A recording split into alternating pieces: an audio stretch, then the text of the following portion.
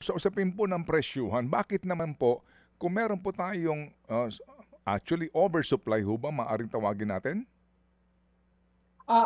Merong oversupply certain. Kaya nga po sinasabi natin kahit nung una pa, Oo. kahit ibaba mo yung taripa, yung savings na makukuha ng importers doon sa mababang taripa, hindi naman yan na ipapasa Mm. sa mga consumers. Napakalayo po talaga ng agwat. So, kailangan po talaga nating ulit-ulitin, mababa yung pasok niya ng bigas, landed cost, nasa 25, 26 pesos na lang. Mm. And yet, hindi sumasabay yung murang landed cost para may hatak pababa yung presyo po ng bigas, whether imported or local. Nandun po yung problema natin ngayon dahil itong imported rice, dinepress niya yung presyo ng palay.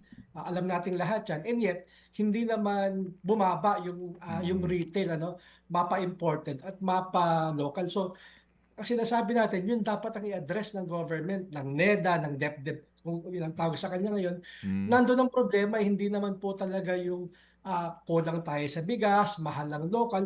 Yung disparity po talaga between farm gate, lalo na Mhm. kung nasa 10, 12 pesos tayo ngayon, certain. And yet, yung retail mo ay hindi naman po bumababa din. Mga kapatid, brothers and sisters, saan ka pa? Dito na tayo sa totoo. Dito na tayo sa True FM. Mga kapatid, mag-subscribe and follow po kayo sa social media accounts ng True Network PH. Yan po kami. Hanapin nyo lang True Network PH, Facebook, Instagram, YouTube, TikTok, and podcast. Mapa Apple or Spotify man yan, mahahanap nyo kami. Lahat ng mga napapanood at napapakinggan nyo po sa programa, nasa social media accounts namin yan. So, paano mga kapatid? See you sa social media!